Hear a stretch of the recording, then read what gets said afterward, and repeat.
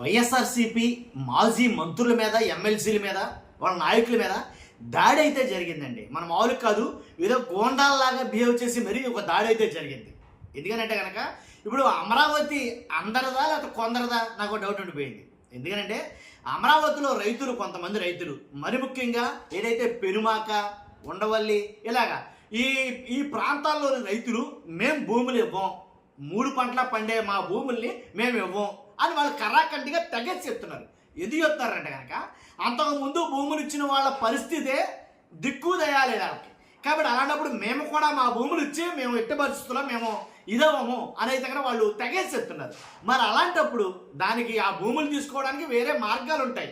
కాబట్టి అవన్నీ కాకుండా భయపెట్టి, లేదా వాళ్ళ పొలాల్లోకి గట్లు తగ్గొట్టు నీళ్లు వదిలేసి, లేదా మట్టి తవ్వేసి నానా రాద్ధాంతం చేస్తే ఆ రైతులు ఏమైపోవాలి? అందుగురించి ఆ రైతులందరూ వెళ్ళి జగన్ గారి దగ్గర మొరపెట్టుకున్నారు. ఏమని? అయ్యా మా భూములు ఇది పరిస్థితి, మేము ఏమనంటున్నాం, ఇవ్వకపోతే మా మీద దౌర్జన్యం చేస్తున్నారో, మా మీద పగపడుతున్నారో, కాబట్టి ఏదేమైనా సరే మా భూములు మాకు కావాలని జగన్ గారి దగ్గర మొరపెట్టుకున్నారు.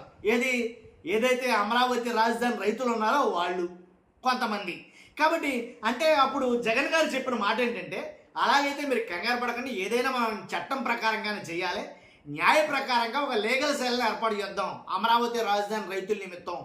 ఏదైతే మీరు నష్టపోతున్నామంటున్నారో, మీ సమస్య ఏదైతే చెప్పుకున్నారో దానికోసం ఒక లీగల్ సెల్ని ఏర్పాటు చేసి, దానికి ఒక పరిరక్షణ కమిటీని దాన్ని ఏర్పాటు చేసి, ఆ కమిటీలో పేరు నాని గారు, అంబటి రాంబాబు గారు, ఇలా చాలామంది ఒక కమిటీని ఏర్పాటు చేయడం అయితే జరిగింది.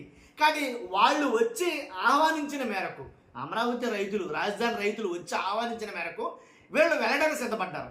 వెళితే మార్గ మధ్యలో జరిగింది ఏంటి? దాడా? అది గోండాల రాజ్యమా? లేకపోతే అమరావతి అది ఏదైతే వాళ్ళు వెళ్ళాలనుకున్న ఏ ప్రాంతాలునో అవి మీ అయ్యే జాగీర్లా అనేది కనుక చాలామంది మాట్లాడతారు. దీని గురించి మనం మాట్లాడబోతున్నాం. వీడియో అయితే కనుక వాస్తవాలకు దగ్గరగా ఉండబోతుంది. కాబట్టి రాష్ట్ర ప్రజలందరికీ తెలియాలా, మీ బాధ్యతగా మీరు లైక్ చేయండి. మీరు లైక్ చేస్తే ఎక్కువ మందికి ఇన్ఫర్మేషన్ షేర్ అవుతుంది, ఏం జరుగుతుందో తెలుస్తుంది. అంతేకాదు కొత్తగా మన ఛానల్ చూస్తే పక్కగా సబ్స్క్రైబ్ చేయండి. మీ అమూల్యమైన అభిప్రాయాన్ని కామెంట్ రూపంలో తెలియజేయండి. ఈ రైతు పరిరక్షణ కమిటీ అని ఉన్న వైఎస్ఆర్సీపీలో నాయకులు వెళ్తూ ఉంటే పెనుమాక దగ్గర కొంతమంది ఆపి దౌర్జన్యం చేసి, గోండాయిజం చేసి, ఇంత రాళ్ళు కారు మీద వేయబోతే కనుక, మనుషుల మీద వేయబోతే కనుక, అదే రాయి తగిలితే కనుక ఏమైపోద్ది? తల పుచ్చకాయ పగిలినట్టు పగిలిపోద్ది అనమాట. అలాంటి రాళ్ళు వేశారు. అలాంటి రాళ్ళు వేస్తే అడ్డంగా ఉన్న కానిస్టేబుల్ మీద రాయి పడితే అతను మొత్తం చంద్రవందర అయిపోయింది, అతని ముఖానికి తగిలేక దెబ్బ. కాబట్టి ఏంటి దౌర్జన్యం? ఎందుకని ఇక్కడ తెలియాల్సింది ఏంటంటే, ముఖ్యంగా ఒకటండి, ఇప్పుడు ఆ రమ్మని చెప్పింది రైతులు, వెళ్తున్నదేమో రైతు పరిరక్షణ కమిటీ అని చెప్పేసి వైఎస్ఆర్సీపీలో కొందరు మంత్రులు, ఎమ్మెల్సీలు, ఎమ్మెల్యేలు వెళ్తున్నారు. వెళితే వచ్చే నష్టం ఏంటి? వీళ్ళ వెళ్ళేది ఏదో గంజాయి పండించే పంటల్లోకి వెళ్ళట్లేదుగా. వెళ్తే తెలిసిపోతారు రాస్యం అన్నట్టు లేదు కదా. లేదు అక్కడ ఏమన్నా దొంగ సామాగ్రి ఏమన్నా దాచారా? లేదుగా. వెళ్తే తెలిసిపోద్ది అంటానికే. అక్కడ వెళ్ళేది రైతుల పొలాలు చూడడానికి వెళ్తున్నారు. మీకు భయం ఏంటి? తప్పు చేయకపోతే మీకు భయం ఏంటి? తప్పు లేకపోతే మీకు భయం ఏంటి? ఇదే అడుగుతున్నారు వాళ్ళంతా కూడా. వైఎస్ఆర్సీపీ వాళ్ళు అడిగింది ఇదే. ఎందుకని మమ్మల్ని ఆపుతున్నారు? ఎందుకని ఈ గోండాయిజం? ఎందుకని మా మీద దాడి చేశారు? ఎందుకని మమ్మల్ని కొట్టడానికి వచ్చారు? ఎందుకని మమ్మల్ని చంపేయడానికి ప్లాన్ చేశారు? ఎందుకని ఇంత పథకం ప్రకారంగా మేము వస్తున్నామని తెలిసి హోటల్లో కూర్చుని, సాయికృష్ణ హోటల్ ఏదంటారు, ఆ హోటల్లో కూర్చుని తెల్లవారుజామున 6 గంటల కానించి కాపు కాసి మరి మా మీద దౌర్జన్యం చేయాల్సిన పనే వచ్చింది. దౌర్జన్యం చేసిన వాళ్ళు, గోండాయిజం చెలాయించిన వాళ్ళు రైతులు ఎవరైనా ఉన్నారా? అక్కడ ఉన్న వాళ్ళలో రైతులు ఎవరు లేరే.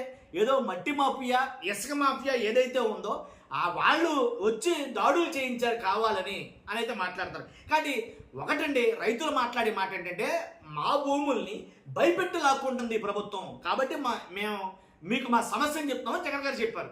భయపెట్టి లాక్కోవడం, దౌర్జన్యం చేసి భూములు లాక్కోవడం ఎంతవరకు సమంజసం? కాబట్టే వాళ్ళ తరపున పోరాడటానికి, వాళ్ళ సమస్యలు తెలుసుకోవడానికి వెళ్తున్నారు.